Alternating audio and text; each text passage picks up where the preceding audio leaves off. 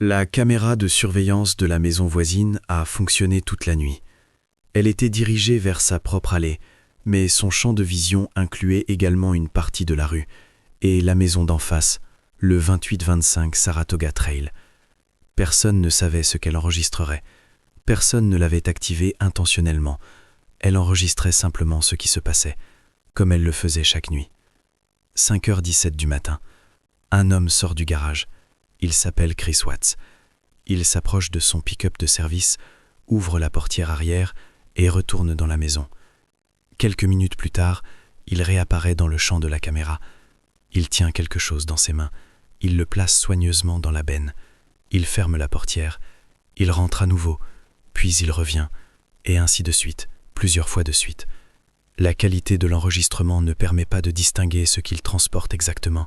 La caméra ne fournit qu'une vue d'ensemble, mais l'essentiel est visible. Il ne se presse pas, il n'est pas agité. Ses mouvements sont calmes et mesurés.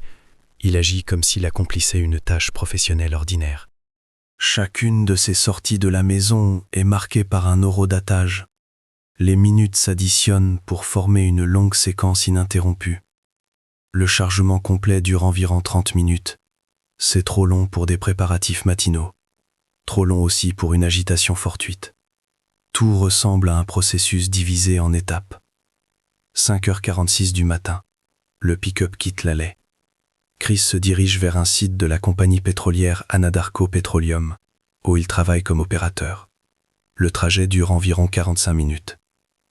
De l'extérieur, cela ressemble à un départ normal pour le travail. Le lendemain, Chris Watts se tient devant les caméras de la télévision locale. Il sort sur le perron de cette même maison et annonce la disparition de Shannon. Il dit que Bella et Céleste ont disparu avec elle. Il s'adresse à elles à travers l'objectif et leur demande de le contacter et de rentrer. Sur l'enregistrement, il a l'air inquiet et désemparé. Son comportement correspond à l'image d'un homme qui ne comprend sincèrement pas ce qui s'est passé. Mais les archives de la caméra du voisin existent déjà. L'enregistrement, avec ses horodatages précis, sans mots ni émotions, documente la matinée minute par minute. Et c'est précisément cette divergence entre l'image publique et les actions enregistrées qui deviendra le point de départ de vérification plus poussée et mènera l'enquête à ses premières conclusions dérangeantes. Pour comprendre ce qui s'est passé dans cette maison, il faut d'abord regarder l'image que cette famille projetait à l'extérieur. C'est ainsi que la voyaient leurs voisins, leurs connaissances et des milliers de personnes sur Internet. Et de l'extérieur, tout semblait parfait. Shannon Watts menait une vie extrêmement active sur les réseaux sociaux. Son Facebook n'était pas une simple page personnelle, mais une véritable vitrine du bonheur familial. Des publications apparaissaient presque chaque jour, parfois plusieurs fois par jour. Les vacances, les fêtes à la maison, les selfies avec son mari. Des légendes du genre « Mon meilleur ami » et « L'amour de ma vie ». Sous les photos, des dizaines de commentaires d'amis et d'abonnés. Les gens écrivaient qu'ils enviaient un tel mariage et une telle maison. Ce n'était pas un hasard. Shannon travaillait pour l'entreprise Level, du marketing de réseau, des compléments et des patchs sous la marque Thrive. Pour ce type d'entreprise, les réseaux sociaux sont l'outil principal. On n'y vend pas le produit en tant que tel, mais une image, l'énergie, le succès, l'harmonie familiale. Et Shannon savait construire et entretenir cette image. Sur ses pages, tout semblait maîtrisé. Une grande maison en banlieue, une cour bien entretenue, un mari toujours à ses côtés, souriant à la caméra et participant à toutes les vidéos. Bella et Céleste lors de séances photos, dans des tenues assorties, lors de fêtes et de voyages. Les voyages, les dîners en famille, les week-ends ensemble. Le contenu créait une impression de stabilité et de contrôle total sur la vie. Ils se sont rencontrés avec Chris en 2010. Ils se sont mariés 2 ans plus tard. À l'époque, il travaillait comme mécanicien automobile en Caroline du Nord. Shannon était un peu plus âgée. Elle avait déjà un mariage raté derrière elle. Mais Chris, en comparaison, semblait être l'antithèse de son expérience passée. Calme, non conflictuel, réservé, peu enclin à la dispute et à imposer son point de vue. C'est ainsi que beaucoup se souviendront de lui. Les voisins diront plus tard qu'il se faisait à peine remarquer. Il disait bonjour, il souriait, il participait à la vie de famille. Pas de scandale, de cris ou de situations étranges qui auraient pu alerter l'entourage. En apparence, c'était un homme de banlieue des plus ordinaires. Après le mariage, ils ont déménagé au Colorado. Chris a trouvé un poste d'opérateur dans la compagnie pétrolière Anadarko Petroleum, un travail avec un horaire clair et un revenu stable. Shannan s'est concentrée sur son entreprise et avec le temps a atteint un bon niveau de vente. La famille s'est agrandie avec Bella, puis Céleste. Plus tard, ils ont acheté une maison à Frédéric, un nouveau quartier, une rue tranquille, l'image typique d'une banlieue prospère. Et tout cela était constamment confirmé sur Internet, publication après publication, vidéo après vidéo, les anniversaires, les voyages à la plage, Chris dans la cuisine préparant le petit déjeuner, les costumes de famille pour Halloween, les photos ensemble avec les montagnes en arrière-plan, des sourires, des étreintes, des hashtags sur la famille et la gratitude pour la vie. À l'été 2018, Shannan a annoncé qu'elle attendait un nouveau membre dans la famille. La famille disait que ce serait un garçon. Le nom avait été choisi à l'avance, Nico. La nouvelle est immédiatement devenue une partie du contenu. Félicitations. Réaction. Vidéo de l'annonce familiale. Sur ces images, Chris sourit et soutient sa femme, comme toujours. Dans la nuit du 13 août 2018, Shannan est revenue d'un voyage d'affaires en Arizona. Une conférence de Level Sikene, où elle s'était rendue avec des collègues. Les dernières photos du voyage ont été prises à l'aéroport de Phoenix. Elle sourit. Rien ne sort du tableau habituel. Alors qu'elle est encore en Arizona, elle publie son dernier message. Une photo ordinaire. Quelques lignes de texte. Aucun signe alarmant. Un autre élément de l'image qu'elle avait construite. Cette image numérique du bonheur familial, que Shannan avait entretenue pendant des années, s'est brusquement interrompue. Et ce n'est pas la police qui l'a remarqué. La première à s'inquiéter fut son amie proche, Nicole Atkinson. Celle-là même qui avait ramené Shannan de l'aéroport. Nicole connaissait bien son emploi du temps. Elles étaient constamment en contact. Et lorsque le matin du 13 août, Shannan n'a pas répondu à ses messages et ne s'est pas présenté à un rendez-vous chez le médecin prévu de longue date, il est devenu clair que quelque chose d'anormal se passait. À ce moment-là, sur les réseaux sociaux, l'image était toujours la même. La maison, la famille, les sourires. Des publications faites quelques heures plus tôt à peine. Mais dans la vie réelle, le contact avec Shannan était complètement rompu. C'est de cette inadéquation entre l'image numérique et l'absence réelle qu'a débuté la chaîne d'événements qui, en quelques heures, amènera la police aux portes de cette maison et la forcera à reconsidérer tout ce qui semblait auparavant normal et stable. Nicole Atkinson connaissait Shannan depuis de nombreuses années. Elles travaillaient ensemble chez Level, se parlaient presque tous les jours, s'envoyaient constamment des messages. Nicole comprenait bien son emploi du temps. Shannan ne manquait jamais de réunions de travail. Elle ne disparaissait pas sans prévenir. Et elle n'oubliait certainement pas un rendez-vous chez le médecin, surtout dans son état. Le matin du 13 août, Nicole a envoyé plusieurs messages à Shannan. Aucun n'a été lu. Elle a appelé. Le téléphone sonnait, mais personne ne décrochait. Cela immédiatement semblait étrange. Shannan était toujours joignable. Pour elle, cela faisait partie de son travail. Elle ne lâchait presque jamais son téléphone. Nicole a attendu. Au début, elle a pensé que Shannan dormait simplement. Elle était rentrée tard dans la nuit d'Arizona. La route, le vol, la fatigue. Ça arrive. Mais le temps passait. Pas de réponse. Nicole a rappelé. Puis encore. Ensuite, elle a commencé à écrire à d'autres amis, essayant de savoir si quelqu'un savait où était Shannan. Personne ne savait rien. Vers midi, l'inquiétude est devenue concrète. Nicole a pris sa voiture et s'est rendue à la maison des Watts. Quand elle est arrivée, la première chose qui a attiré son attention fut la voiture de Shannan. Elle était là. Nicole le savait avec certitude, car c'est elle qui l'avait ramenée de l'aéroport la nuit précédente. La porte d'entrée était fermée. Nicole a sonné. Silence. Elle a frappé. Aucune réaction. Elle a fait le tour de la maison et a regardé par les fenêtres. Il n'y avait aucun mouvement à l'intérieur. La maison semblait figée dans le temps, comme si le matin s'y était simplement arrêté. Nicolas a appelé Chris. Il a répondu. Il a dit qu'il était au travail. Il a rapporté qu'il était parti tôt le matin. Shannan dormait encore. Bella et Céleste, selon lui, étaient aussi à la maison. Tout était normal. Il a dit qu'il ne comprenait pas pourquoi elle ne répondait pas. Il a supposé que son téléphone pouvait être déchargé, ou qu'elle était sortie quelque part. Cela n'a pas convaincu Nicole. Si Shannan était partie, pourquoi sa voiture était-elle dans l'allée? Si son téléphone était déchargé, pourquoi n'était-elle pas sortie de la maison? Si tout était normal, pourquoi avait-elle manqué son rendez-vous chez le médecin, qu'elle préparait depuis longtemps? À 13h40, Nicolas appelait la police de Frédéric.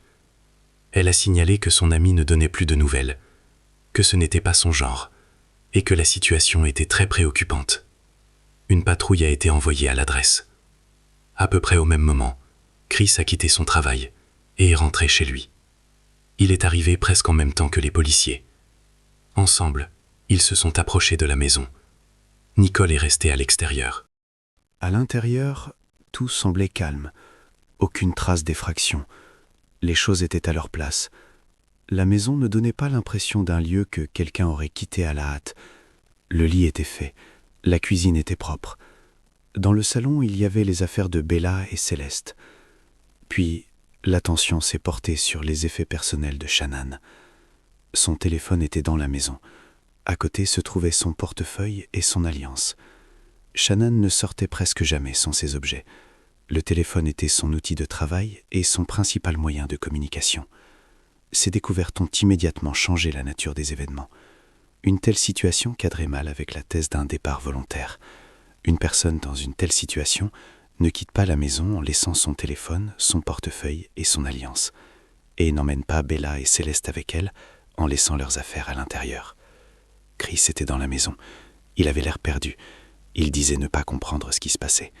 Il répétait que tout allait bien le matin, qu'ils avaient parlé, puis qu'il était parti travailler. Un matin ordinaire. Rien d'inhabituel. Au cours de la journée, la police a poursuivi ces vérifications. Ils ont interrogé les voisins. Ils ont notamment prêté attention aux enregistrements des caméras de surveillance installées sur les maisons voisines. À ce moment-là, cela semblait être une partie formelle de l'inspection. Les enregistrements ont été saisis pour analyse, sans commentaire ni conclusion. Parallèlement, ils ont contacté la famille de Shannan en Caroline du Nord. Le soir du 13 août, Shannan Watts, Bella et Céleste ont été officiellement déclarés disparus. Leurs photos ont été transmises aux médias. L'information a commencé à se propager dans le quartier et sur les réseaux sociaux. Le même jour, Chris Watts a donné une interview à la chaîne de télévision locale Denver 7. Il se tenait sur le perron de sa maison et s'adressait à sa famille à travers la caméra. Sa voix était calme, il avait l'air maître de lui.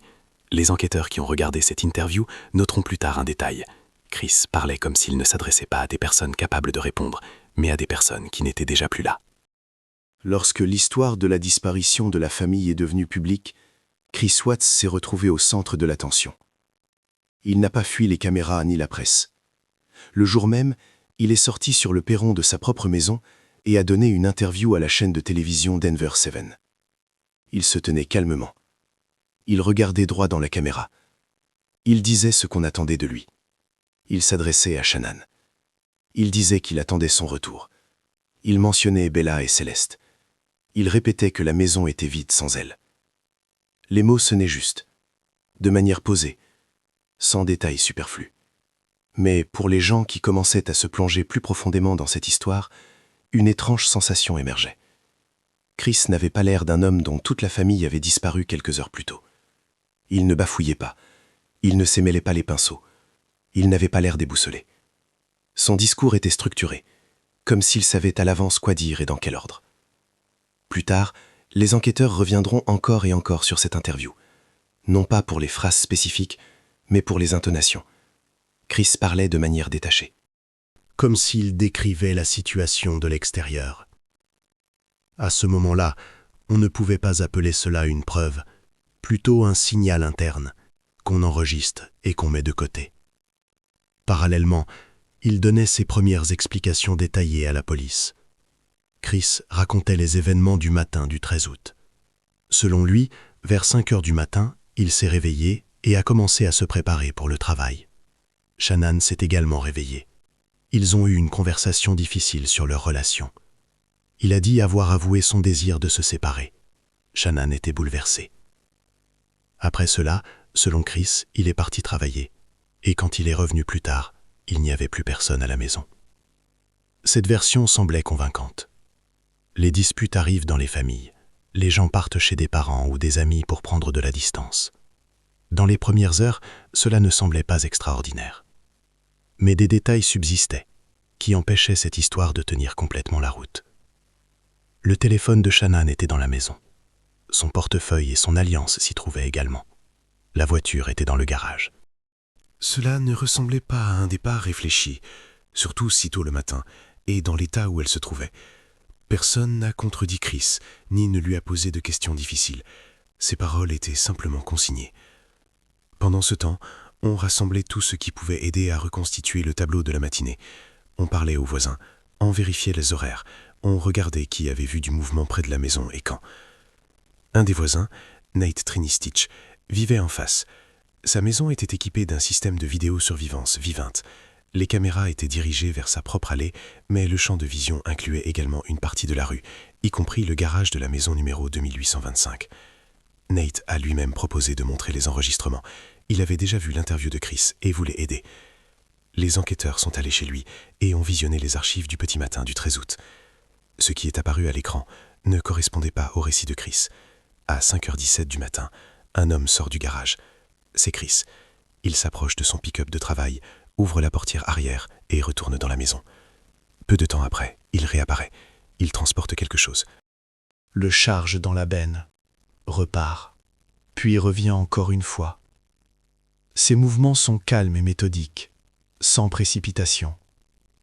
Tout ce chargement dure environ 20 minutes. À 5h46, le pick-up quitte l'allée et se dirige vers la sortie du quartier.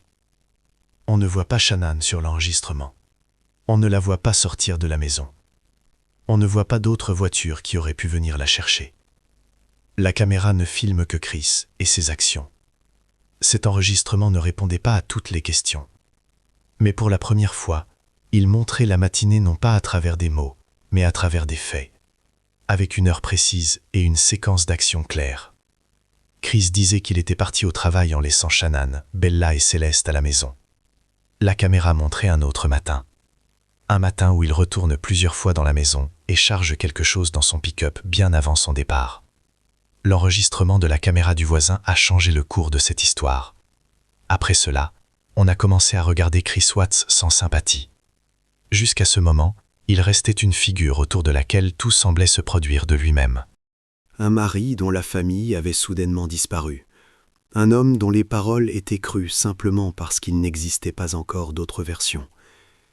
Mais avec l'apparition de la vidéo, la situation a cessé d'être unilatérale. Désormais, la matinée de Chris ne dépendait plus seulement de son récit. L'étape suivante fut ce qui se passe toujours dans ce genre d'affaires, même si on en parle rarement à voix haute. Les enquêteurs ont commencé à regarder attentivement la personne elle-même, pas l'image qu'il créait, ni l'impression laissée par l'interview, mais sa vie, son entourage et la façon dont il existait avant ce jour. Chris a grandi en Caroline du Nord, dans une famille sans histoire ni scandale. Son père travaillait dans l'industrie, sa mère s'occupait de la maison. Il avait une sœur cadette. Aucun problème à l'école, aucun conflit avec la loi, rien qui le distinguait immédiatement de milliers d'autres jeunes de banlieue. Après le lycée, il est devenu mécanicien automobile. Un travail manuel, des tâches claires, un résultat tangible. Cela correspondait bien à son caractère. Chris ne cherchait pas à être au centre de l'attention, n'essayait pas de se démarquer. Il avait l'habitude de faire ce qu'on attendait de lui et de ne pas poser de questions superflues. Après son mariage avec Shannan, ils ont déménagé au Colorado. Là, Chris a été embauché comme opérateur chez Anadarko Petroleum. Le travail sur les sites pétroliers exigeait de la discipline, des cars, des déplacements, la responsabilité du matériel. Ses collègues le décrivaient tous de la même manière. Silencieux, consciencieux, fiable. Une personne avec qui il est facile de travailler car il ne crée pas de problème. Les voisins disaient à peu près la même chose. Poli, disait toujours bonjour, pouvait aider si on le lui demandait. On le voyait souvent dans le jardin avec Bella et Céleste. Il avait l'air du résident typique d'une banlieue tranquille. Une telle personne suscite rarement des questions. Mais plus les enquêteurs regardaient ce tableau, plus il devenait évident qu'il était incomplet. Quand la conversation a abordé le sujet de l'argent, le calme a vite disparu. La maison de Saratoga Trail coûtait près de 400 000 $. Pour une famille où un seul revenu était stable, cela signifiait une pression constante. L'entreprise de Shannan chez Level rapportait de l'argent, mais de manière irrégulière. Il y avait de bonnes périodes, mais aussi des mois où les revenus disparaissaient presque. En 2015, la famille avait déjà fait faillite. Une somme importante avait alors été effacée. Cela leur avait donné un répit, mais n'avait pas résolu le problème. Avec le temps, les crédits ont recommencé à s'accumuler. L'hypothèque, la voiture, les cartes de crédit. En 2018, les dettes faisaient de nouveau partie de leur quotidien. Pourtant, sur les réseaux sociaux, tout paraissait différent. Des voyages, des séances photos, de nouveaux achats, le sentiment constant que tout leur réussissait. Cette image exigeait d'être entretenue, et plus la réalité s'éloignait de l'image, plus il fallait d'efforts pour que cela ne se voie pas. Les enquêteurs ne tiraient pas de conclusions à voix haute, mais ils prenaient note de ce contexte. Une tension financière constante, une maison qui les tirait vers le bas, des attentes qu'il fallait satisfaire chaque jour. Parallèlement, ils se souvenaient du comportement de Chris après la disparition de sa famille.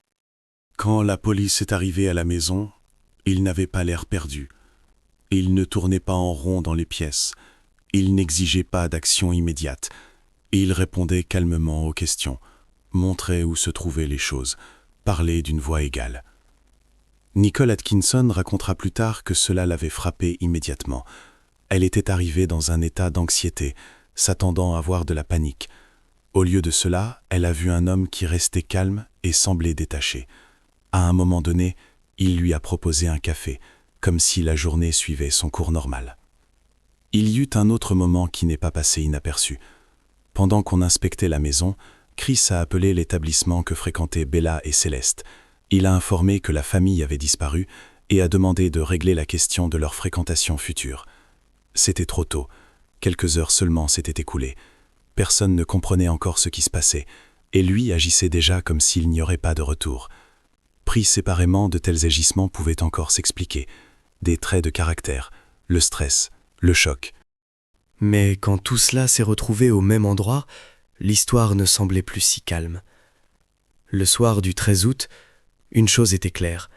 Les paroles de Chris n'étaient plus considérées comme le récit d'un homme malchanceux. Désormais, on les écoutait attentivement, et on les comparait avec ce que l'on savait déjà. Le lendemain, on lui a proposé de passer au polygraphe. La proposition a été faite calmement, sans pression, comme une opportunité de confirmer sa version et de lever les doutes. Chris a accepté immédiatement. Il était convaincu de pouvoir réussir le test. Pendant que Chris se préparait pour le test du polygraphe, un autre travail se déroulait dans la maison de Saratoga Trail. Sans caméra, sans journaliste et sans conversation. Les experts de la police scientifique entraient dans les pièces une par une et ne regardaient pas l'ensemble, mais les détails, ce qui ne saute généralement pas aux yeux jusqu'à ce qu'on commence à comparer. Au début, la maison ne donnait aucune réponse. Tout semblait calme, propre, ordonné, aucune trace de précipitation, pas de chaises renversées ni d'objets éparpillés. Pour une maison d'où des gens étaient censés être partis tôt le matin, tout semblait trop bien rangé. L'inspection a commencé au rez-de-chaussée. La cuisine. La table était propre. L'évier était vide. La vaisselle était faite. Rien d'inhabituel dans la poubelle. Le salon ressemblait au salon d'une maison habitée. Les choses étaient à leur place. Aucune impression que quelqu'un se préparait et se dépêchait. L'escalier, les couloirs, le cellier, tout semblait également calme. La maison ne paraissait pas vide, mais elle ne donnait pas non plus l'impression que quelqu'un venait de la quitter. Plutôt un lieu où la vie était en pause. Au premier étage, l'attention s'est attardée plus longtemps. C'est là que se trouvaient les chambres, et c'est là que des détails inexplicables ont commencé à apparaître. Les chambres de Bella et Céleste semblaient normales. Les jouets étaient là où on les laisse habituellement. Les livres étaient sur les étagères. Rien n'était éparpillé. On n'avait pas l'impression que quelque chose avait été cherché ou fait à la hâte. Mais les lits semblaient inhabituels. Les oreillers, les couvertures étaient bien disposés. Les couvre-lits étaient étendus. Les lits n'avaient pas l'air défaits, mais plutôt préparés, et pourtant il n'y avait pas de drap dessus. Au début, cela ne semblait pas être une découverte. On enlève souvent les draps pour les laver, cela arrive dans n'importe quelle maison. Les experts n'ont pas tiré de conclusion et ont simplement vérifié l'évidence. La machine à laver, le sèche-linge, les paniers à linge. Il y avait du linge, mais différent, Une lessive ordinaire, sans lien avec ses lits. Dans les armoires, il y avait des parures propres, soigneusement pliées. Elles n'avaient pas été sorties. Elles n'avaient pas été utilisées. Pendant ce temps, les lits restaient sans drap. La même scène se répétait dans la chambre de Chris et Shannan. Le lit avait l'air fait. La couverture et les oreillers étaient en place. Le couvre-lit était bien mis. Mais il n'y avait pas de drap. Cela ne ressemblait pas à une situation domestique ordinaire. Quand on enlève le linge pour le laver, on laisse généralement soit le lit vide, soit on le refait immédiatement. Ici, ce n'était pas le cas. Dans plusieurs chambres, tout semblait identique, et c'est précisément ce qui a commencé à se démarquer. Les experts ont consigné ce détail et ont continué, sans commentaire, sans essayer d'expliquer. Ils ont simplement noté que cela sortait de la logique habituelle de la maison. Parallèlement, les enquêteurs s'occupaient de la technologie. Ils ont demandé les données du véhicule de service de Chris Watts. Le pick-up de travail de la société Anadarko Petroleum était équipé d'un traceur GPS. Un tel système enregistre l'itinéraire automatiquement, sans intervention du conducteur. Les informations sont arrivées rapidement et sans délai. Le 13 août à 5h46 du matin, le pick-up a quitté l'allée de la maison de Saratoga Trail. Cela coïncidait exactement avec l'enregistrement de la caméra du voisin. Ensuite, le véhicule s'est dirigé vers le nord, en direction de la ville de Rogen. C'est là que se trouvait le champ pétrolifère CERV 319. Selon les données du traceur, le pick-up est arrivé sur le site à 6h32 du matin. Chris y est resté environ 1h30. Après quoi il a poursuivi sa route vers d'autres points. Si l'on ne regarde que les chiffres, cela ressemblait à un itinéraire de travail normal. Mais les enquêteurs savaient que CERV 319 était un site isolé. Il n'y a pas de personnel permanent là-bas. Habituellement, de tels points sont vérifiés rapidement. L'inspection prend 30, parfois 40 minutes. Tout le reste est du temps superflu.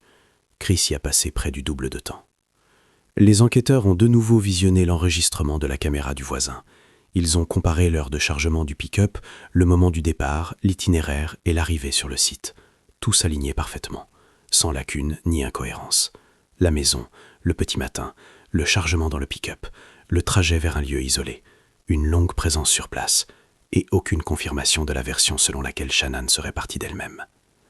Le soir du 14 août, la direction des recherches n'était plus floue. Elle ne se dispersait plus dans le quartier et ses environs. Toutes les lignes convergeaient vers un seul point sur la carte.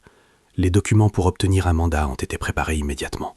L'adresse était connue, l'heure était fixée, les motifs étaient suffisants pour agir rapidement. Le juge a signé les papiers le jour même. Désormais, la prochaine étape ne dépendait plus de conjectures, mais de ce qu'on trouverait sur place. Parallèlement, on a commencé à analyser le comportement de Chris. Pendant que le travail se poursuivait dans la maison et que les documents pour se rendre sur le site isolé étaient préparés, on s'est penché sur son téléphone. Il l'a donné de lui-même, calmement, sans essayer d'effacer quoi que ce soit ou de s'expliquer à l'avance. Il se comportait comme s'il était certain que l'appareil ne contenait rien d'important. La première chose qui a attiré l'attention, ce sont les messages qu'il a envoyés à Shannan après sa disparition. Dans la journée du 13 août, il lui a écrit plusieurs textes courts. « Où es-tu ? Appelle-moi. Je m'inquiète. » En eux-mêmes, ces messages semblaient normaux. C'est ce qu'écrit une personne qui attend une réponse. Mais ce n'était pas le contenu qui était important, mais l'heure. Avant l'appel de Nicole Atkinson, Chris n'avait pas essayé de contacter sa femme une seule fois. Pas de message, pas d'appel manqué. Il était parti travailler tôt le matin et jusqu'au milieu de la journée, il n'avait montré aucune initiative. Cela cadrait mal avec ses paroles sur une conversation difficile le matin et sur l'état dans lequel, selon sa propre version, il avait laissé Shannan. Les messages ne sont apparus qu'une fois qu'il est devenu clair que la situation avait dépassé le cadre familial, quand la police est arrivée à la maison, quand des personnes extérieures ont commencé à appeler. À partir de ce moment, Chris s'est mis à écrire, et il écrivait de telle manière que ses textes pouvaient facilement être montrés à n'importe qui. Ils étaient soignés, sans formulation brusque, sans panique. Cela ne ressemblait pas à une inquiétude spontanée. Ensuite, l'attention s'est portée sur des correspondances qui n'avaient aucun lien avec les recherches. Et presque immédiatement, une autre piste a été découverte. Dans le téléphone de Chris, il y avait une correspondance active avec une femme nommée Nicole Kassinger. Elle travaillait dans la même entreprise, Anadarko Petroleum, géologue sous contrat, plus jeune que Chris. Ils s'étaient rencontrés à l'été 2018. Au début, les messages étaient formels, sujet professionnel, phrases courtes. Puis le ton a changé. conversation personnelle, flirt, heure tardive. En juillet, la correspondance était devenue régulière et explicite. Cela ne ressemblait plus à une passade. Les messages s'échangeaient presque tous les jours. Ils y discutaient de rencontres, de sentiments et de projets. Chris écrivait qu'il était amoureux, qu'il était fatigué de sa vie, que son mariage était terminé depuis longtemps. Il parlait d'un avenir où une autre personne serait à ses côtés.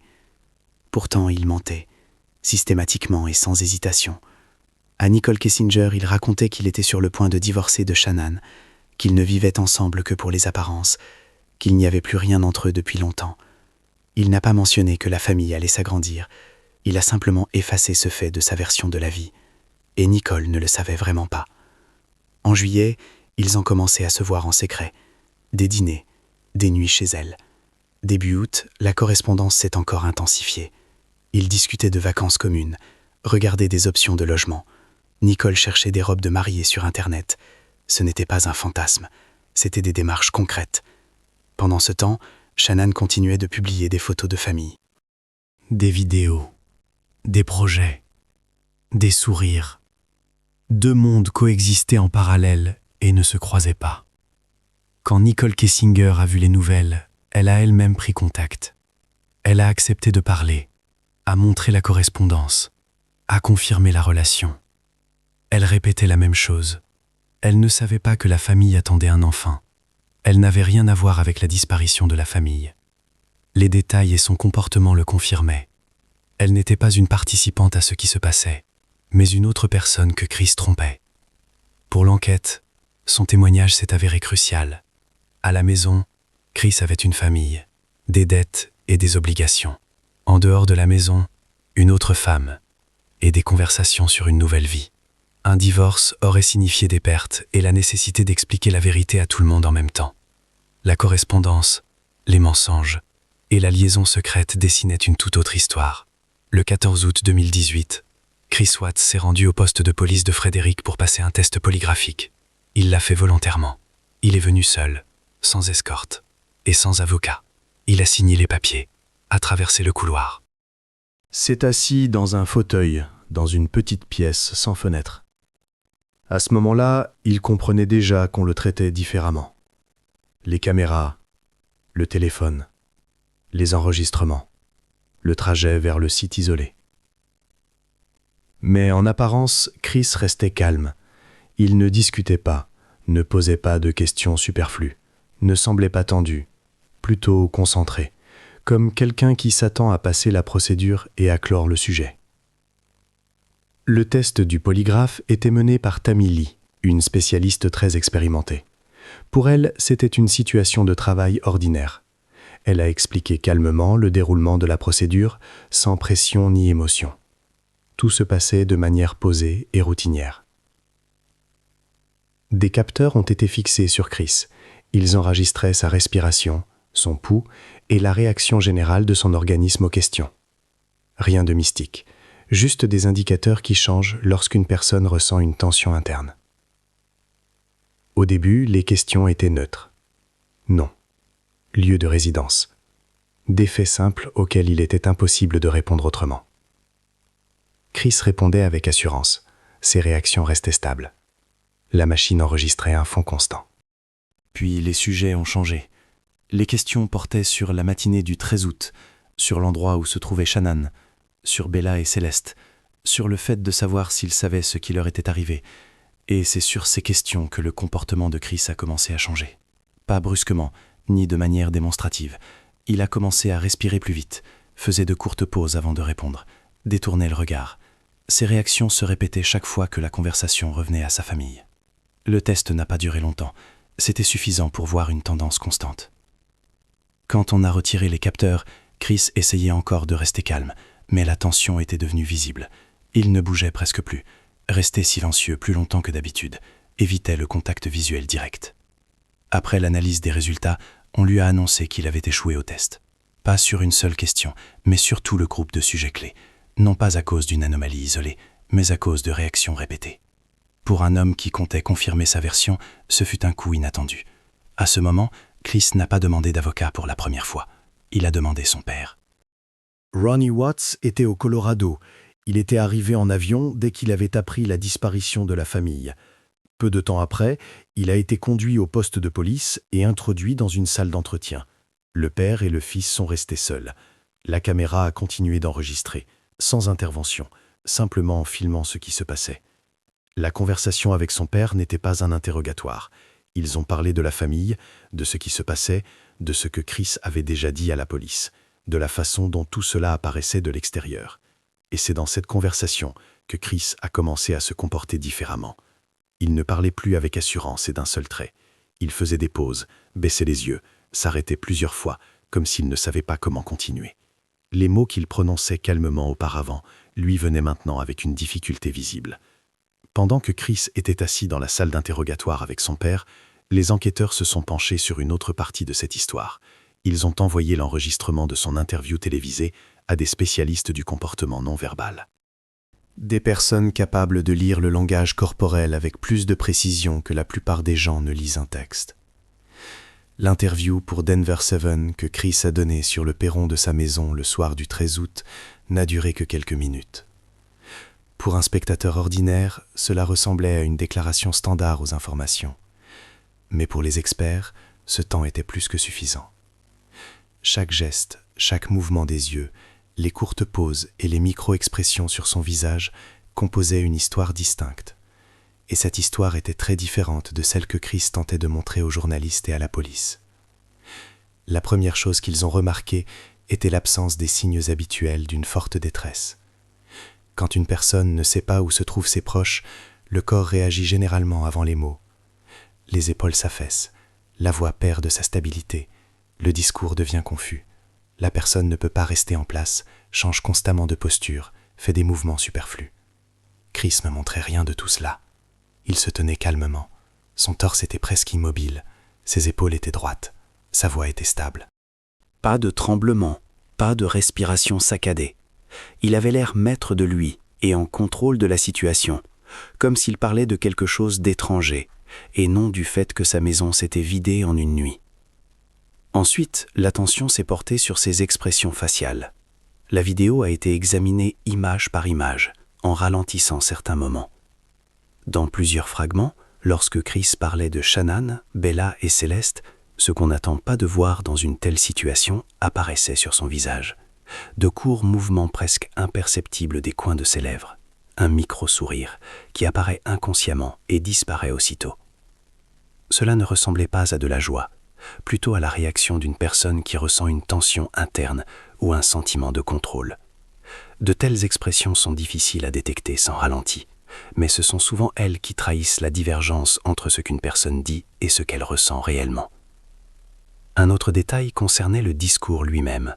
Les experts ont analysé attentivement les formulations que Chris utilisait. Pas des mots isolés, mais sa manière générale de parler. Quand il mentionnait Shannan, Bella et Céleste, ces phrases sonnaient comme s'il décrivait non pas une absence temporaire, mais une situation déjà terminée. La maison est vide sans elle. Il veut qu'elle soit à la maison. Ces constructions semblaient détachées, sans sentiment d'attente ou de recherche. Cette façon de parler est appelée la distanciation linguistique. C'est lorsque une personne se sépare inconsciemment de ce dont elle parle. Ce n'est pas une technique consciente, ni une tentative de tromper par les mots, c'est plutôt la conséquence d'une compréhension interne qui ne coïncide pas avec la version officielle. On a également noté ce qui manquait dans l'interview. Chris ne s'adressait pas à des personnes spécifiques, il ne mentionnait pas les parents de Shannan, il ne demandait pas d'appeler ou d'écrire, il ne donnait pas les détails que l'on entend habituellement dans ce genre d'appel. Ces mots étaient généraux et impersonnels, un court message, sans tentative de s'accrocher à quelque chose de réel. Tout cela, mis ensemble, ne semblait pas être une erreur ou un hasard. C'était un tableau cohérent, un ton calme, l'absence d'effondrement émotionnel. Des micro-expressions inappropriées, un langage détaché. Pris séparément, de tels détails auraient pu être expliqués par le caractère ou le stress. Ensemble, ils composaient le comportement d'un homme qui en sait plus qu'il ne le dit. Cette conclusion n'ajoutait pas de nouvelles preuves et ne changeait pas l'aspect juridique de l'affaire. En revanche, elle coïncidait étrangement avec ce qui était déjà visible, avec les résultats du polygraphe. avec l'enregistrement de la caméra du voisin, avec le trajet vers le site isolé. Tout commençait progressivement à s'aligner. Ronnie Watts a passé environ 1 heure avec son fils. La caméra dans la salle d'entretien enregistrait tout sans interruption. Le père et le fils étaient assis l'un en face de l'autre. Ronnie parlait doucement et calmement. Il ne mettait pas la pression et n'élevait pas la voix. Il demandait à Chris de tout raconter tel que ça s'était passé. Il a dit que peu importe ce qu'il entendrait, il resterait son père. Que la famille avait besoin de savoir la vérité. Et qu'il n'était plus possible de faire traîner les choses. Chris n'a pas craqué tout de suite. D'abord, il est resté longtemps silencieux, le regard fixé au sol. Puis il a craqué. Il a commencé à pleurer. Les mots se bousculaient, étranglés par les sanglots. Et ce n'est qu'après cela qu'il a parlé. Et dès les premières minutes, il est devenu clair que sa version changeait. Chris a dit que Shannan, Bella et Céleste ne reviendraient plus. Il a reconnu savoir où elles se trouvaient. Il a reconnu que le matin du 13 août, un tournant s'était produit dans la maison. Mais il ne s'est pas désigné comme coupable. Ou plutôt, il l'a fait, mais pas entièrement. Selon sa nouvelle version, tout a commencé par une conversation. Tôt le matin, il a annoncé à Shannan qu'il voulait rompre. Il a dit qu'il avait une autre femme, qu'il n'avait plus l'intention de vivre ainsi. La réaction de Shannan, selon lui, a été brutale et émotionnelle. Après cela, elle est allée dans les chambres de Bella et Céleste. Chris affirmait être resté dans leur chambre. Il a entendu des bruits, mais n'y a pas prêté attention. Il a pensé que Shannan se préparait simplement à partir. Quand il est allé vérifier, la situation était déjà irréparable. Bella et Céleste gisaient sans mouvement. Selon Chris, il a alors perdu le contrôle. Tout s'est passé rapidement et sans réfléchir. Il a dit avoir agi dans un état de choc émotionnel intense. Ensuite, selon sa version, la panique s'est installée. Il ne savait pas quoi faire, ni comment expliquer ce qui s'était passé. Il a pris la décision de tout cacher immédiatement. Il a chargé les 3 silhouettes dans son pick-up et s'est rendu sur le site de travail Servi 319. Le mandat pour fouiller ce lieu était près d'avance. Il ne restait plus qu'à vérifier ce qu'il avait lui-même indiqué. Chris a désigné sur la carte l'endroit exact sur le site Servi 319. Il a marqué la zone où, selon lui, se trouvait Shannan. Il a donné les numéros des réservoirs qu'il avait utilisés pour Bella et Céleste. La police avait maintenant non seulement ses paroles, mais aussi des points et des coordonnées spécifiques. De l'extérieur, Chris semblait abattu. Il parlait à travers ses larmes. Sa voix se brisait. Il donnait l'impression d'un homme qui avait vécu une catastrophe et tentait de se justifier en disant qu'il n'avait pas réussi à gérer la situation. Ceux qui ont écouté cet enregistrement ont compris que le récit était trop commode. Le principal fardeau de la responsabilité y reposait sur quelqu'un qui ne pouvait plus rien dire pour se défendre. Trop de détails ne coïncidaient pas avec ce qui avait été enregistré auparavant. Mais cette version changeait néanmoins le cours de l'affaire. Désormais, l'attention se portait non seulement sur sa ligne de conduite, mais aussi sur la nécessité de vérifier chaque mot sur place. L'expertise médico-légale devait montrer ce qui s'était réellement passé et dans quel ordre. Si les traces correspondaient à son récit, si ses paroles étaient confirmées par les faits. Chris a été écouté jusqu'au bout, sans être interrompu, sans être contredit. C'était une décision délibérée. Quand une personne commence à parler, on la laisse finir. Chaque détail peut se retourner contre elle plus tard. Il ne restait plus qu'à se rendre sur place et à vérifier ses dires. À l'aube du 15 août, un groupe de spécialistes s'est rendu sur les lieux. Pendant que les experts de la police scientifique travaillaient sur le site Servi 319, au poste, on continuait d'analyser la version que Chris avait donnée après sa conversation avec son père. Sa version, selon laquelle Shannan était responsable de ce qui était arrivé à Bella et Céleste, nécessitait une vérification. Et pour cela, il fallait parler à la personne pour qui tout avait basculé. Il s'agissait de Nicole Kessinger, la femme pour qui Chris était prêt à renoncer à son ancienne vie. Nicole a été convoquée pour un interrogatoire le jour même. Elle est venue seule et a immédiatement fait savoir qu'elle était prête à coopérer. Elle avait l'air désemparée et effrayée. On voyait déjà que l'ampleur des événements était bien différente de ce qu'elle avait imaginé en commençant cette relation. La conversation a commencé calmement, sans pression, avec des questions simples. Comment se sont-ils rencontrés? Quand ont-ils commencé à communiquer? Ce que Chris racontait sur sa famille. Nicole répondait en détail et n'essayait pas d'éviter les sujets. Ils s'étaient rencontrés en juin 2018 sur l'un des sites de travail d'Anadarko. Chris lui avait fait l'impression d'un homme calme et fiable. C'est lui qui a commencé à lui écrire, lui a proposé de se voir, lui a parlé de lui. Et dès le début, il a créé l'image qu'il souhaitait. Il disait que son mariage était pratiquement terminé. Que lui et Shannan vivaient depuis longtemps comme des colocataires, que le divorce n'était qu'une question de temps et de formalité. Il se présentait comme un homme sortant d'une relation difficile et essayant de commencer un nouveau chapitre. Nicole l'a cru. Elle n'avait aucune raison de douter. Lors de leur rencontre, Chris ne portait pas son alliance. Il était libre le soir et les week-ends. Il expliquait cela par les fréquents voyages de Shannan pour le travail. Il n'a pas dit un mot sur le fait que la famille attendait un enfant. Ce point est devenu crucial. Chris l'avait complètement caché. Lorsque les enquêteurs le lui ont annoncé, elle était sous le choc. Elle a dit que si elle avait su que la famille s'agrandissait, la relation n'aurait jamais commencé. Pour elle, cela changeait complètement la situation. On a montré à la jeune femme la correspondance trouvée dans le téléphone de Chris, des messages de juillet et début août, des projets, des conversations sur l'avenir, des discussions sur une vie commune. Nicole a confirmé que tout cela était vrai. Elle cherchait effectivement des options de logement. Il disait qu'il voulait repartir à zéro. Mais début août, le comportement de Chris a changé. Il a commencé à se plaindre que la procédure de divorce traînait en longueur. Il disait que Shannan ne voulait pas le laisser partir. Nicole a commencé à insister pour avoir des certitudes. Elle avait besoin de savoir où tout cela menait et combien de temps il faudrait encore attendre. Et c'est là que s'est progressivement dessiné un tableau qui cadrait mal avec la version de Chris d'une crise émotionnelle. Il menait une double vie. Dans l'une, il y avait Shannan et la famille, où l'on se préparait à l'arrivée d'un nouvel enfant. Dans l'autre, il y avait Nicole, qui demandait de plus en plus souvent quand il cesserait de mentir. Il aurait de toute façon fallu faire un choix. Le divorce aurait signifié de graves pertes financières, le partage des biens, des obligations, la perte de la maison. Avec les dettes déjà accumulées, cela devenait un coup dur. De plus, Nicole aurait inévitablement tout appris et très probablement l'aurait quitté. Chris a choisi la voie qui lui semblait être une issue. Résoudre le problème de manière radicale et laisser le passé derrière lui. Cela ne ressemblait pas à une décision impulsive. C'était un calcul, égoïste et froid. Il plaçait son propre confort au-dessus de tout le reste. Nicole a témoigné et confirmé tous les points clés. Après l'interrogatoire, elle a quitté le commissariat en larmes.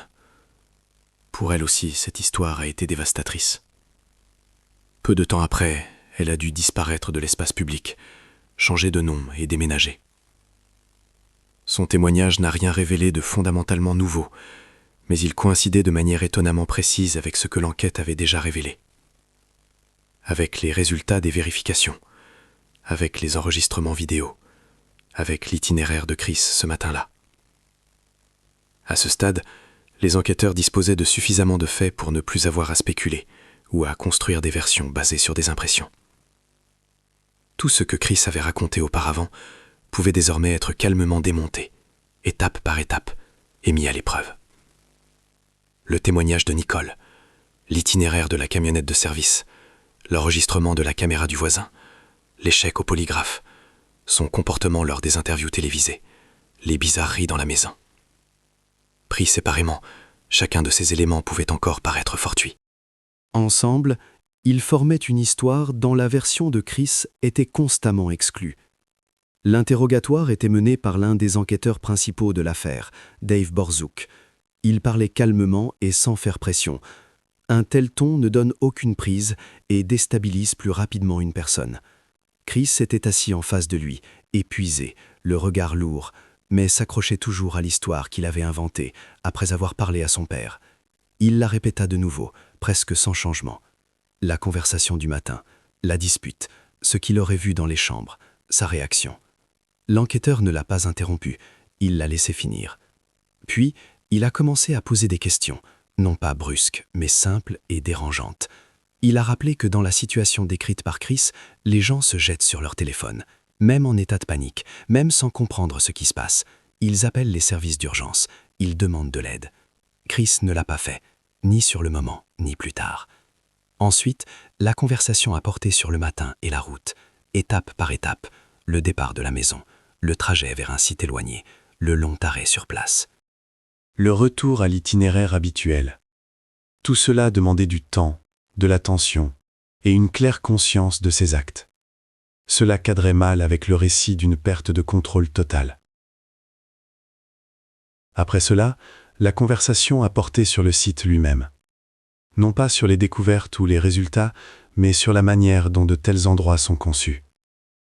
Un territoire fermé, des réservoirs industriels, des trappes étroites, un espace où l'on ne peut agir au hasard.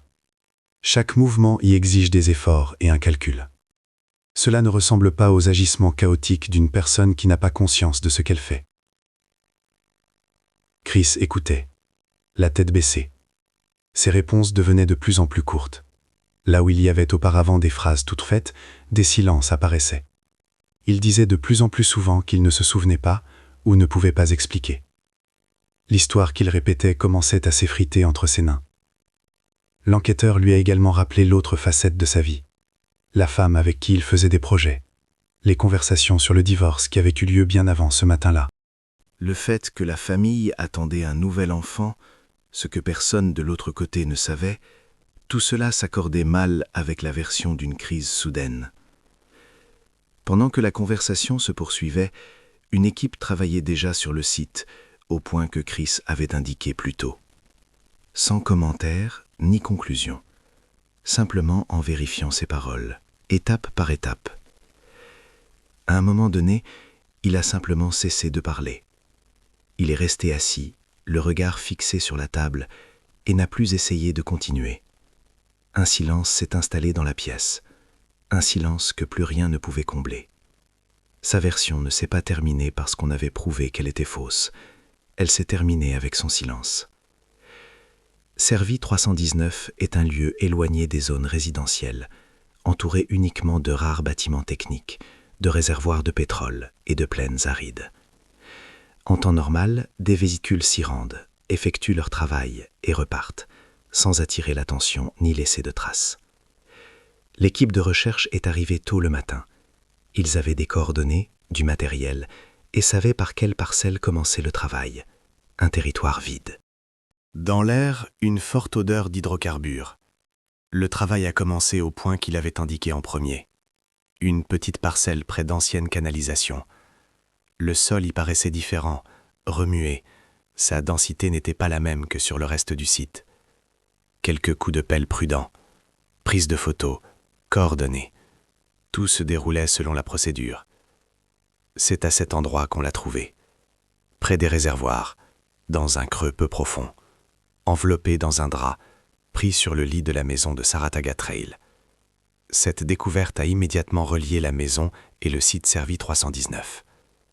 Ce qui existait auparavant sous forme d'itinéraire, d'enregistrement et de témoignages avait désormais une confirmation directe sur les lieux. Le travail s'est ensuite poursuivi en silence, étape par étape, lentement et avec précaution. Rien de superflu, pas un seul mouvement brusque. Plus tard, les employés qui travaillaient sur place ont avoué que ce moment avait été l'un des plus difficiles de leur carrière. Car désormais, ils n'avaient plus affaire à un ensemble de versions et de suppositions, mais à un résultat concret. Ensuite, ils sont passés au réservoir, ceux qu'il avait nommés. Des citernes métalliques, avec des trappes étroites d'un diamètre d'un peu plus de 20 cm. Un accès minuscule à un immense réservoir de milliers de barils. Pour les inspections de routine, de telles trappes ne sont presque jamais utilisées. Mais ce jour-là n'était pas un jour ordinaire. Du matériel spécialisé a été acheminé sur le site. Les préparatifs ont commencé.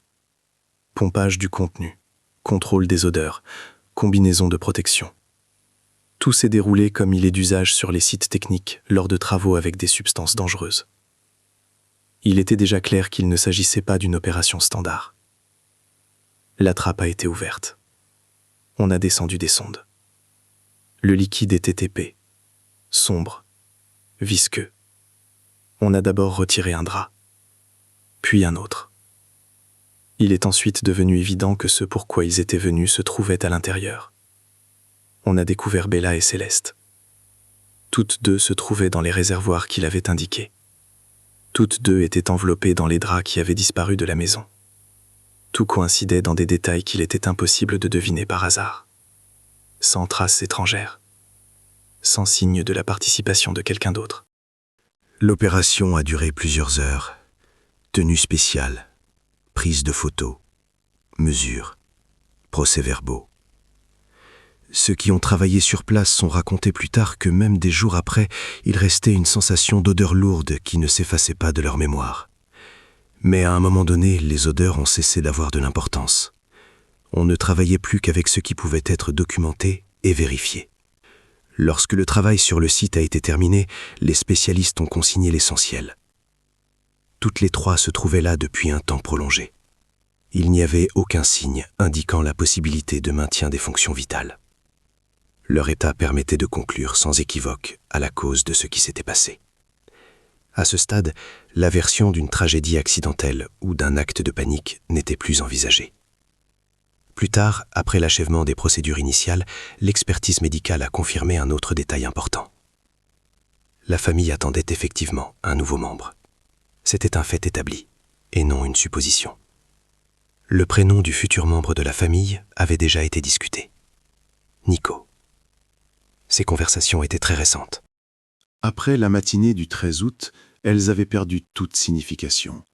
Tout ce que Chris avait dit a été confirmé sur les lieux. Il ne restait plus qu'à rassembler les documents, à formaliser les résultats des expertises et à consigner la chaîne des événements telle qu'elle s'était réellement déroulée. À ce moment-là, il est devenu clair que l'histoire ne se limiterait plus à de simples versions. Chris avait changé son témoignage à 2 reprises. D'abord, il avait dit que sa famille avait simplement disparu et qu'il ne savait rien. Ensuite, il a affirmé que tout s'était passé dans la maison après une conversation et a tenté de faire porter la faute à Shannan.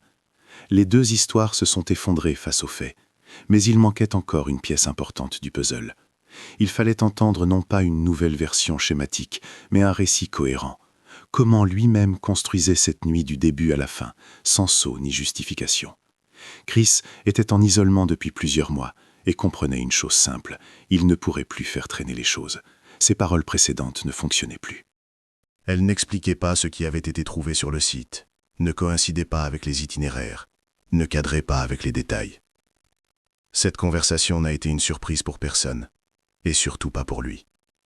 En février 2019, Chris a accepté de faire une nouvelle déposition. Pas au commissariat, ni sur les lieux des événements. Dans une pièce fermée, sans public, sans caméra de télévision. Seulement lui et les gens qui savaient déjà presque tout. Une caméra enregistrait l'intégralité de la conversation, sans interruption. Dès les premières minutes, il était clair qu'il parlait différemment. Sans tension, sans essayer de susciter la pitié, sans les émotions auxquelles tout le monde s'était habitué auparavant. Il ne se justifiait pas, et ne contestait rien. Il racontait. Tout simplement, d'une voix égale, calme, comme s'il ne s'agissait pas de sa propre vie, mais de l'histoire de quelqu'un d'autre. Il a commencé par la soirée du 12 août, par le retour de Shannan à la maison après son voyage. Elle était fatiguée, mais voulait parler. Elle sentait que quelque chose avait changé entre eux. Chris l'a confirmé. Il a dit que ces dernières semaines, il avait été froid, distant, souvent replié sur lui-même. Il répondait évasivement aux questions. La conversation n'a mené à rien. Ils sont allés se coucher. Chris a avoué qu'il n'avait pas dormi. Il était allongé à côté d'elle et pensait à Nicole, à la double vie qu'il menait depuis si longtemps, à la complexité de la situation, et au fait qu'il avait déjà pris une décision mais ne l'avait pas formulée à voix haute. Ensuite, il est passé à ce qui s'est produit pendant la nuit, sans description détaillée, sans émotion. Il a dit que Shannan dormait, qu'elle n'avait pas eu le temps de comprendre ce qui se passait. Il en parlait d'une voix aussi égale que pour tout le reste, sans pause, sans tremblement dans la voix. Puis il a raconté comment il a agi ensuite, comment il a pris les draps, comment il a préparé la voiture, comment il est retourné dans les chambres de Bella et Céleste. Il a dit qu'elle s'était réveillée et ne comprenait pas ce qui se passait, qu'il le répondait brièvement et calmement, en disant qu'il fallait partir. Il a décrit la route jusqu'à CIVR 8319, sans détail, comme un trajet habituel. Comme s'il se rendait à son travail. Il a dit que pendant tout ce temps, il était conscient de ce qu'il faisait et n'a pas tenté de s'arrêter. Sur le site, il a énoncé l'ordre de ses actions calmement et sans pause. Tout s'est déroulé dans une séquence unique, sans saut. Il ne s'est pas embrouillé, il n'a pas sauté d'étape, il n'a pas changé l'ordre. Tout coïncidait avec ce que l'enquête savait déjà. Quand la conversation en est venue au mobile, il n'a pas éludé la question. Il l'a dit directement. Il voulait être avec Nicole. Il voulait commencer une nouvelle vie. Le divorce lui semblait trop compliqué et destructeur. Les finances, la maison, les obligations futures, et surtout la peur que Nicole apprenne que la famille allait s'agrandir et qu'elle le quitte. Il n'a pas parlé de remords, il n'a pas parlé de regrets. Il a simplement expliqué son choix comme on explique un acte que l'on considère logique. À un moment donné, il s'est simplement tu. Il avait dit tout ce qu'il était prêt à dire à ce moment-là. Après cela, les conversations ont cessé d'être l'essentiel. Il fallait reconstituer la nuit, étape par étape, le temps, les déplacements dans la maison. Ce qu'il faisait, ce qui se passait autour. Non pas selon ses explications, mais selon des faits vérifiables. Ces aveux sont devenus le point de départ de la reconstitution. Les enquêteurs ont pris le récit de Chris et ont commencé à le vérifier point par point. Les données GPS de la camionnette de travail, l'enregistrement de la caméra du voisin, l'activité téléphonique, les rapports médicaux, les témoignages des personnes qui avaient vu Shannan ce soir-là. Il fallait rassembler tout cela en une seule chronologie. Non pas dans les grandes lignes, mais minute par minute, sans supposition. 12 août 2018, vers 22h30, Nicole Atkinson ramène Shannan de l'aéroport de Denver. La voiture s'arrête devant la maison sur Sabre Creek Drive. Shannan sort, fait un signe de la main à son ami et entre. Les caméras de la rue ne l'enregistrent pas, mais cela est confirmé par le témoignage de Nicole. Après cela, personne ne l'a plus revue. Ensuite, commence la nuit, qu'il a fallu plus tard reconstituer par fragments. Selon Chris, Shannan est montée dans la chambre vers 2h du matin. Ils ont parlé, puis se sont couchés. Mais les données téléphoniques sont plus précises. À 1h48 du matin, Shannan envoie un dernier message à son ami. Après cela, son téléphone ne montre plus aucune activité. Ni appel, ni message, ni mouvement. Entre 4h et 4h30 du matin, selon les aveux de Chris, se produit le moment clé. Shannan dormait. Il s'est approché du lit et a agi de manière à ce qu'elle ne se réveille plus. L'expertise médicale constatera plus tard des signes qui coïncident avec cette version. Elle n'a pas eu le temps de se réveiller. Il n'y avait aucune trace de résistance. Tout s'est passé en silence. De 4h30 à 5h du matin, Chris agit de manière méthodique. Il retire le drap du lit, enveloppe Shannan et la transporte dans le garage. Il la dépose à l'arrière de sa camionnette. Il retourne dans la maison. Il va dans les chambres de Bella et Céleste. Il les réveille. Il leur dit qu'il faut partir. Elles sont endormies, confuses, ne comprennent pas ce qui se passe. À 5h17, la caméra d'un voisin enregistre un mouvement près du garage. Chris sort et rentre plusieurs fois. Il charge quelque chose dans la camionnette. Il le fait calmement, sans précipitation. L'enregistrement dure environ 20 minutes. Aucun mouvement brusque. Aucun signe de panique. À 5h46, la camionnette quitte l'allée. Le GPS commence à enregistrer l'itinéraire. Le véhicule se dirige vers Rogan, vers le site de travail servi 319. Bella et Céleste sont dans la cabine. Shannan est à l'arrière, enveloppée dans un drap.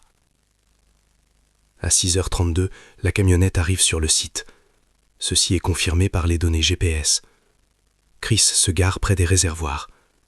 Selon ses dires, il prend d'abord une pelle à l'arrière et commence à creuser. Les enquêteurs vérifieront également ce point. Le sol sur le site est meuble, sablonneux. Creuser un trou peu profond est en effet possible pour une seule personne, en 15 à 20 minutes. De 6h50 à 7h, Chris déplace Shannan de l'arrière du véhicule et la dépose dans le trou qu'il a creusé. Il la recouvre de terre. Pendant ce temps, Bella et Céleste restent dans la voiture. Selon lui, Bella a commencé à pleurer et à appeler son père. Ces détails coïncideront plus tard avec ce qui sera établi lors de l'expertise. Les événements suivants se déroulent dans la demi-heure qui suit. Chris continue d'agir selon le même scénario. Après cela, il ouvre les crapes des réservoirs et les y fait descendre. Le diamètre de la trappe est d'environ 20 cm. Les enquêteurs effectueront plus tard une vérification avec des mannequins de taille similaire. C'est possible, mais cela demande des efforts et du temps. Et cela aussi s'inscrit dans la chronologie générale. De 7h30 à 8h, la camionnette reste sur place. Le GPS n'indique aucun mouvement. Chris range ses outils, inspecte les lieux, s'assure que rien n'est resté visible. Il ne se presse pas. À 8h précises, le véhicule quitte Servi 319 et se dirige vers les sites de travail suivants. L'itinéraire habituel d'un opérateur. Chris vérifie l'équipement, prend des photos, remplit les registres de travail. Rien dans ses actions ne sort de son emploi du temps habituel. Lorsque les enquêteurs ont rassemblé tous les points temporels, il n'y avait plus de divergence. L'itinéraire, les enregistrements des caméras, les données GPS et ses propres paroles coïncidaient. Cette séquence ne semblait pas spontanée. Il n'y avait pas de chaos. Tout se déroulait dans un ordre clairement établi. À ce moment-là, tout était clair. La séquence a été reconstituée, les détails concordaient. Il n'y avait plus de contradiction. Désormais, cette histoire cessait d'être une enquête. Tout ce qui avait été rassemblé au cours de ces jours et de ces semaines devait être entendu ailleurs. En novembre 2018, les éléments du dossier étaient entièrement prêts. Le bureau du procureur du comté de Weld a inculpé Chris Watts de 9 chefs d'accusation. Séparément pour Shannan, Bella et Céleste. Séparément pour Nico. Plus des chefs connexes liés à la manière dont il a tenté de dissimuler les faits et d'induire son entourage en erreur. Selon les lois de l'État du Colorado, dans de telles affaires, la peine capitale pouvait être envisagée. Formellement, l'accusation avait toutes les raisons de la requérir. Les aveux étaient consignés. Les preuves matérielles étaient obtenues. La chronologie était reconstituée. La version de la défense ne tenait pas la route. Mais l'affaire n'est pas allée jusqu'à un procès complet avec jury. Quelques semaines avant les audiences prévues, la défense a entamé des négociations. Les conditions étaient simples. Chris plaide coupable de tous les chefs d'accusation. Sans contestation, sans révision. En retour, le procureur renonce à requérir la peine capitale.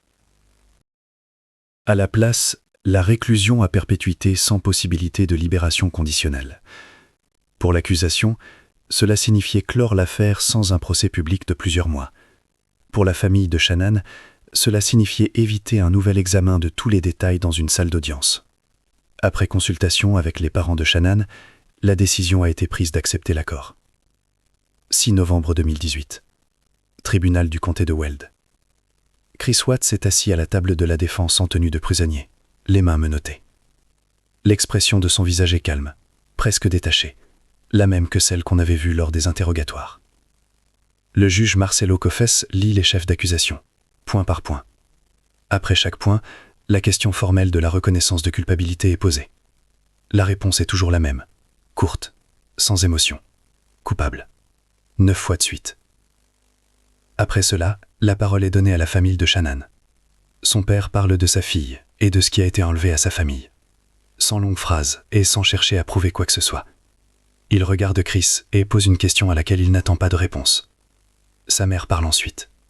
De la perte. Du fait qu'il n'y aura pas de pardon.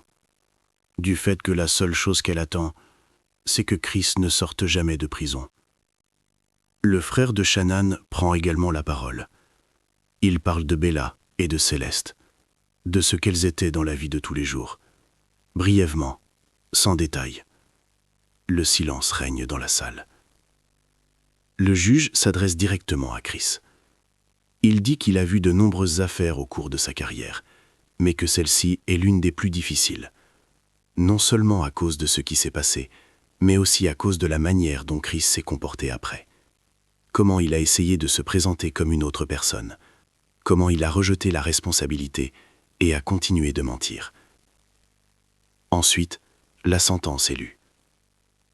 5 peines de prison à vie sans possibilité de libération conditionnelle, séparément pour chaque chef d'accusation. En plus, des peines pour les accusations connexes. Chris écoute le verdict en silence. Aucune réaction. La prison de Dodge, dans le Wisconsin, est un endroit où les jours finissent par se ressembler. Niveau de sécurité maximale, cellules individuelles. La plupart du temps, la personne reste seule. Chris Watts vit dans ce régime depuis novembre 2018 et continuera de le faire. Sa vie d'avant s'est terminée là où cet isolement a commencé. Mais même derrière les barreaux, il n'a pas disparu de la scène publique. L'intérêt pour cette affaire ne s'est pas affaibli avec le temps. Journalistes, auteurs de documentaires, psychologues ont continué à chercher à le contacter. Et Chris ne s'est pas refermé. Il a répondu à des lettres, il a accepté des conversations. Il est revenu encore et encore sur son histoire. Et chaque fois, elle sonnait un peu différemment. Parfois de nouveaux détails apparaissaient. Parfois les accents changeaient. Parfois il parlait de remords. Parfois il se lançait dans des réflexions sur la foi. Mais en comparant ses paroles avec ce qu'il disait auparavant, on avait l'impression que son récit continuait de s'adapter. Pas pour la punition, pas pour le tribunal, mais pour avoir un sentiment de contrôle sur la façon dont il est perçu. Avec le temps, cette affaire a cessé d'être une histoire privée d'un seul comté. On a commencé à l'analyser comme un exemple de ce que les spécialistes appellent un annihilateur familial. Des personnes qui détruisent leur propre famille, tout en paraissant extérieurement normales jusqu'au dernier moment, sans casier judiciaire, sans signaux de danger évidents. C'est précisément cela qui est le plus effrayant. Une attention particulière a inévitablement été portée aux réseaux sociaux de Shannan. Après le verdict, les gens sont revenus en masse à ses publications. Ils ont regardé les photos, les vidéos, les légendes. À travers ces images, il était impossible de deviner ce qui allait arriver. De l'extérieur, cela ressemblait à la vie de milliers d'autres familles.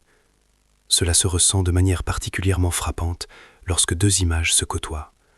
Sur l'une, Chris est en vacances en famille. Il sourit, enlace Shannan, à côté de Bella et Céleste. Sur l'autre, il est déjà en tenue de prisonnier. Les mêmes traits de visage, mais le regard est vide et détaché. Et entre ces deux images, il n'y a pas des années, mais seulement quelques mois. Shannan, Bella, Céleste et Nico reposent ensemble.